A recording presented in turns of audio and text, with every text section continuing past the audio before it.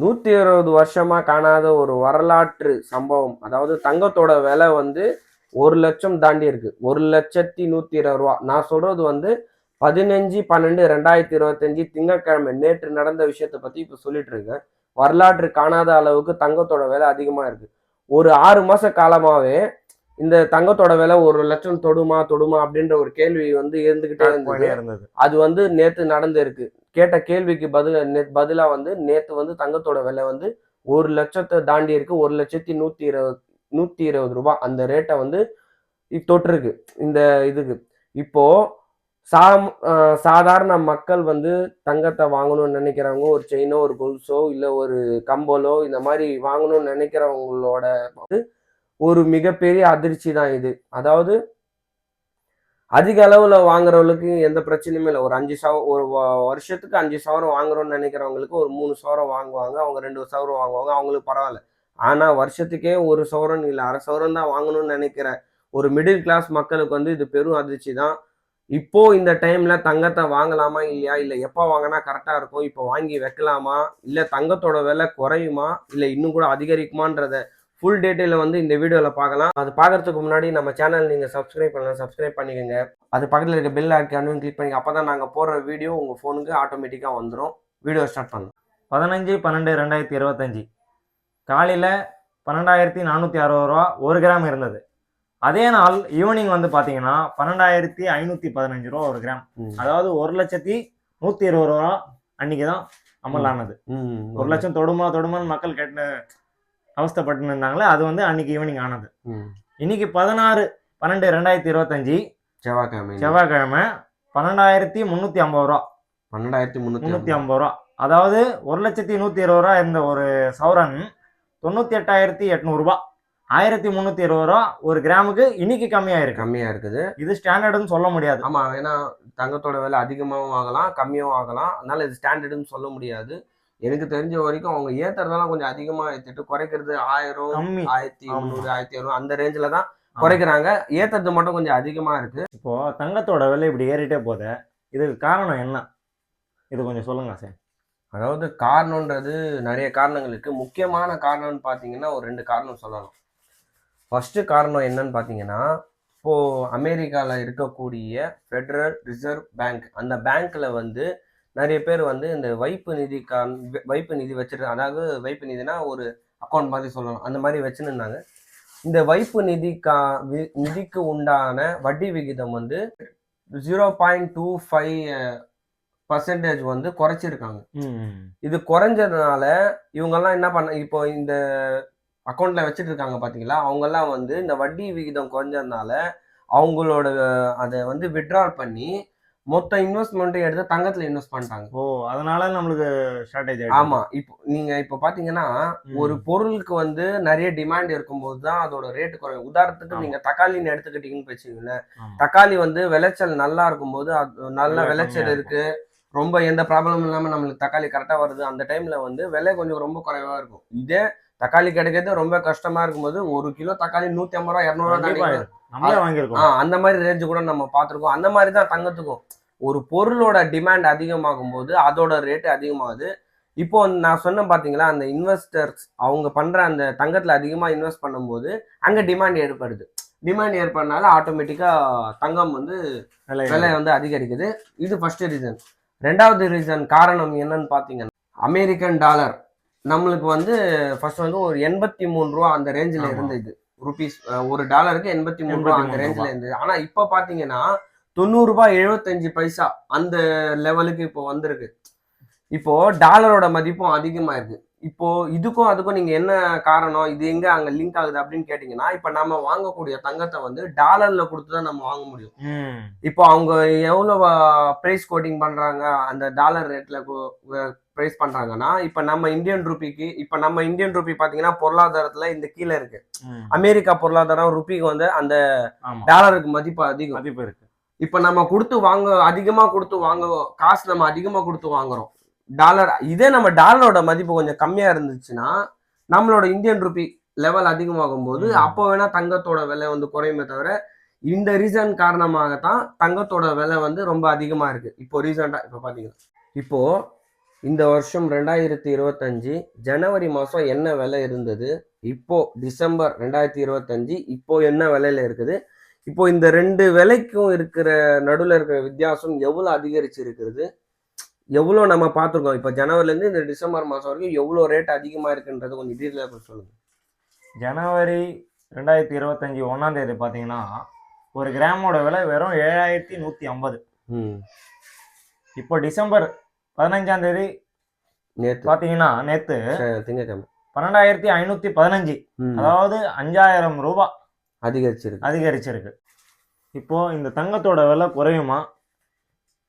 அதாவது இது சொல்றதுக்கு ரொம்ப கஷ்டமா இருக்கு. ஏன்னா வந்து ஒரு மிடில் கிளாஸ் ஃபேமிலி வந்து ஒரு தங்கத்தை வாங்குறதுன்றது வந்து ரொம்ப சாதாரணமான விஷயம் இல்லை. ஏன்னா அவங்க லைஃப்ல வந்து தங்கன்றது, அதுவும் நம்ம இந்தியன்ஸுக்கு தங்கன்றது வந்து ஒரு பெரிய ஒரு விஷயம். அதாவது வருஷம் வருஷம் சேர்த்து வைக்கக்கூடியது அவங்களோட குழந்தைகளுக்கு, அதை பெண் குழந்தைகளுக்காக சேர்த்து வைத்து கல்யாணத்திற்காக செய்யக்கூடிய அந்த தங்கம் விஷயம் வந்து ரொம்ப பெரிய விஷயம்.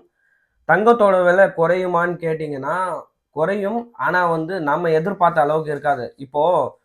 இப்போ தங்கத்தோட விலை, உதாரணத்துக்கு பெட்ரோலோட விலை அதிகமாகுதுன்னு வச்சுங்களேன். இப்போ அது குறையிறது எவ்வளோ குறையும்? ₹1 ₹2 அந்த மாதிரி குறையும். அதே தான் தங்கத்துக்கும். தங்கம் வந்து ஒரு ₹5000 ₹5000 ₹6000 ஏறுதுன்னா அது குறையுதுன்னு பார்த்தீங்கன்னா ஒரு ₹1200 ₹1000 அந்த மாதிரி தான் குறையும். ஒரு ₹1000 வச்சுக்கோங்க, அவ்வளோதான் குறையும். இப்போ தங்கத்தோட விலை நீங்க குறைஞ்சிடுமா அப்படின்னு கேட்டீங்கன்னா, இப்போ ரொம்ப அதிகமா குறைஞ்சிடுமான்னு கேட்டீங்கன்னா அதுக்கான வாய்ப்பு வந்து ரொம்ப குறைவு. ஏன்னு கேட்டீங்கன்னா, இப்போ நான் சொன்ன மாதிரி அந்த அமெரிக்கன் டாலர்னு சொன்னேன் பார்த்தீங்களா, உங்களுக்கு ₹90.75 அப்படின்னு சொன்னேன் பார்த்தீங்களா, அது பாதிக்கு பாதி அதோட வேல்யூ அமெரிக்கா டாலர், அதாவது அமெரிக்கா பொருளாதாரம் வந்து பாதிக்கு பாதி டவுன் ஆயிடுச்சுன்னா மட்டும்தான் நீங்க எதிர்பார்க்குற அந்த தங்கத்தோட ரேட்டு வரும். அது இல்லாத வரைக்கும் தங்கத்தோட ரேட்டு அதிகமாகும். குறையிறது வந்து அதிகமாக இருக்கும். குறையிறது கொஞ்சம் கொஞ்சமா தான் குறையும், அப்படி சொல்லலாம். இப்போ தங்கம் வாங்க வர சாமானிய மக்களோட கூட்டம் குறைந்துள்ளதா, எப்படி இருக்கு? கண்டிப்பா வந்து குறைஞ்சிருக்குன்னு தான் சொல்ல முடியும். என்னதான் குறைஞ்சிருந்தாலும் தங்கத்து மேல இருக்கிற அந்த க்ரஷ் வந்து எப்பவுமே குறையாது. அது வாங்கணும்னு நினைக்கிறவங்க கண்டிப்பா வாங்குவாங்க. என்னன்னு பார்த்தீங்கன்னா, அதோட குவான்டிட்டி வேணா குறைஞ்சிருக்கு. அதாவது இப்போ போன வருஷம் 4 சவரன் வாங்கியிருப்பாங்க. இந்த வருஷம் வந்து விலை அதிகமானதுனால ஒரு 2 சவரன் வாங்கலாம். பாதிக்கு ஆமா. இப்போ நீங்க பார்த்தீங்கன்னா, போன வருஷம் ஒரு சம்பளம் இருந்திருக்கும். அவங்க வாங்கக்கூடிய சம்பளம் ஒரு ஆவரேஜ் ஒரு சம்பளம் இருந்திருக்கும். இந்த வருஷம் பார்த்தீங்கன்னா, அவங்களுக்கு ஒரு ₹1000 ₹2000 அதிகமாயிருக்கலாம் சம்பளத்துல. இப்போ அதுக்கும் தங்கத்தோட இதுக்கும் பார்த்தீங்கன்னா, தங்கம் வந்து பாதிக்கு பாதி அதிகமாயிருக்கு. கண்டிப்பா பாதிக்கு பாதி அதிகமா இருந்தால சம்பளம் அந்த மாதிரி அதிகரிக்கல. உங்களுக்கு இருக்கிற சம்பளம் வந்து குறைவா தான் இருக்குது. ஆனா தங்கத்தோட விலை அதிகமா இருக்கு. இப்ப தங்கம் வாங்கணும், வருஷத்துக்கு ஒரு வாட்டி வாங்கணும்னு நினைக்கிறவங்க, போன வருஷம் 4 சவரன் வாங்கினவங்க இந்த வருஷம் ஒரு 2 சவரன் வாங்கலாம், இல்ல 1 சவரன் அது மாதிரி கூட வாங்கலாம். போன வருஷம் 1 சவரன் வாங்கினவங்க இந்த வருஷம் அரை சவரன் இல்ல 1/4 சவரன் கூட வாங்கலாம். ஆனா தங்கம் வாங்குறது அவங்க குறைக்க மாட்டாங்க. கண்டிப்பா தங்கம் வாங்குவாங்க. ஆனா வாங்குற அந்த அளவுன்றது வந்து கொஞ்சம் குறைஞ்சிருக்கு. அப்புறம் வந்து மெயினா பாத்தீங்கன்னா, இந்த டிஜி கோல்டு காயின் அந்த மாதிரி விஷயத்துல வந்து நிறைய பேர் இன்ட்ரெஸ்ட் காட்ட ஆரம்பிச்சிருக்காங்க. அதுல போக ஆரம்பிச்சிருக்காங்க. இப்போ தங்கம் சார்ந்து தொழில் செய்பவர்கள் அவங்களுடைய நிலைமை எப்படி இருக்கு? அவங்க பாதிக்கப்பட்டிருக்காங்களா? கண்டிப்பா பாதிப்பு இருக்குதான். இப்போ தங்கம் வாங்குபவர்கள், சாமானிய மக்கள், மிடில் கிளாஸ் அவங்க வந்து பாதிக்கப்பட்ட மாதிரி, தொழில் செய்பவர்கள் அதை நம்பி இருக்கக்கூடியவங்களும் வந்து நாம நினைக்கிறோம் இப்ப தங்கத்தோட விலை அதிகமாயிடுச்சு, அதனால அந்த தொழில் செய்பவங்க வந்து அவங்களுக்கும் நல்ல லாபம் பார்ப்பாங்க அப்படின்னு.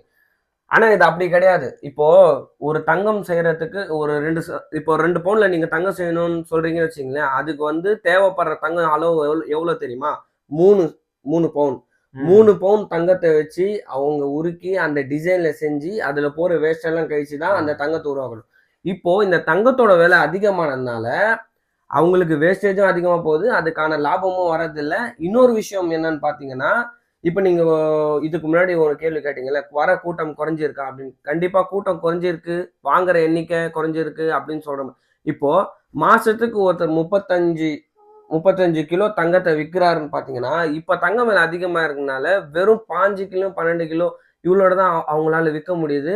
இதனால அவங்களும் பாதிக்கப்பட்டு பாதி குறைஞ்சிருக்கும். ஆமா கண்டிப்பா. இப்ப அவங்களும் இதனால பாதிக்கப்பட்டிருக்காங்க. மக்கள் மட்டும் கிடையாது, அந்த தொழில் செய்பவர்களும் நம்ம நினைக்கிற மாதிரி இல்ல. நம்ம தங்கம் நினைக்கிற வியாபாரம் மாதிரி பண்றவங்க நல்ல லாபம் அப்படி பாக்குறாங்க. கிடையாது, அப்படி கிடையாது. ஏன்னா அவங்களும் வாங்கணும் தங்கத்தை வாங்கி அதுக்கப்புறம் அது உருக்கி அந்த டிசைன்ல செஞ்சு அந்த டிசைனுக்காக நிறைய தங்கம் வேஸ்ட் ஆகுறது எல்லாம் நிறைய இருக்குது. அதனால வந்து அவங்களுக்கும் லாபம் கம்மி, கூட்டம் வர்றதுனால அவங்களோட வியாபாரமும் பாதிப்பு அடையுது. ஏன்னா இப்போ நம்ம இந்தியாவை பாத்தீங்கன்னா 1 கோடிக்கும் மேலான தங்கம் தொழில் செய்பவங்க இருக்கிறாங்க இவங்கெல்லாம். இப்போ ஒரு சிலர் பாத்தீங்கன்னா கடைக்கு டைரக்டா போவாங்க, போயிட்டு இந்த டிசைன் பார்த்து இந்த வாங்கிட்டு வரணும். ஒரு சிலர்னா என்ன பண்ணுவாங்க, அவங்க வந்து பாரம்பரியமா என்ன பண்ணுவாங்கன்னா இந்த மாதிரி சொல்லி வச்சு இந்த டிசைன்ல வேணும்னு சொல்லி அவங்க கிட்ட சொல்லி ஒரு அட்வான்ஸ் அமௌண்ட் கொடுத்துடுவாங்க. இப்போ ஒரு அட்வான்ஸ் அமௌண்ட் கொடுத்ததுக்கு அப்புறம் அட்வான்ஸ் அமௌண்ட் கொடுக்கறது இருந்தாலும் அவங்க அந்த தங்கத்தை வாங்குறாங்க பாத்தீங்களா. இப்ப 2 பவுன்ல எனக்கு வேணும்னா 3 பவுன் வாங்குவாங்க. அட்வான்ஸ் காசு கம்மி. இப்ப அந்த 3 பவுன் வாங்குறதுக்கான இவர் வந்து அந்த இன்வெஸ்ட்மெண்ட் பண்ணணும். அது பண்ணி அதுல வேஸ்டேஜ் ஆகும். இப்ப அட்வான்ஸ் போக மீதி இவர் எவ்வளவு தரணுமோ அந்த காசு கொடுப்பாங்க. இப்ப இதனால வந்து தங்கம் செய்பவருக்கும் இந்த விலை உயர்ந்ததால பாதிப்பு தான் எல்லாருக்குமே. இப்போ தங்கம் வாங்கலாமா? இப்போ தங்கம் வாங்கறதுக்கு சரியான நேரம் ஆயுது. இப்போ இந்த டைம்ல தங்கம் வாங்கலாமான்னு கேக்குறீங்களா? அதாவது தங்கம் வாங்கலாம், வாங்குறத வந்து யாரும் நிறுத்த வேணாம். ஏன்னா வந்து தங்கத்தை வாங்காம விட்டுட்டு அதுக்கப்புறம் இன்னும் அதிகமாயிடுச்சுன்னா இன்னும் கஷ்டமாயிடும். உங்களால எவ்வளவு முடியுதோ தங்கம் வாங்கி வச்சுக்கோங்க.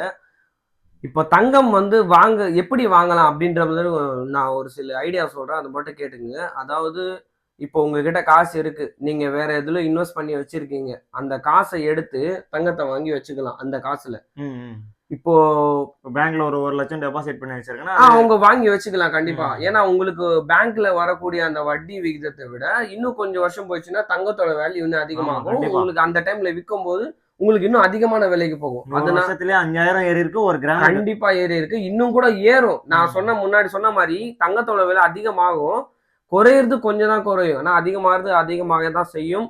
அதனால தங்கம் வாங்குங்க. மெயினா தங்கம் எப்படி வாங்கக்கூடாதுன்னா, கடன் வாங்கி, அதாவது தங்கத்தோட விலை அதிகமாயிட போது நம்ம கடன் வாங்கிடலாம் அப்படின்னு நினைக்காதீங்க. முடிஞ்ச அளவுக்கு உங்ககிட்ட இருக்கிற காசை வச்சு ஒரு 1/2 சவரனோ இல்ல 1/4 சவரனோ எவ்வளவு முடியுதோ அவளை வாங்கிக்கோங்க.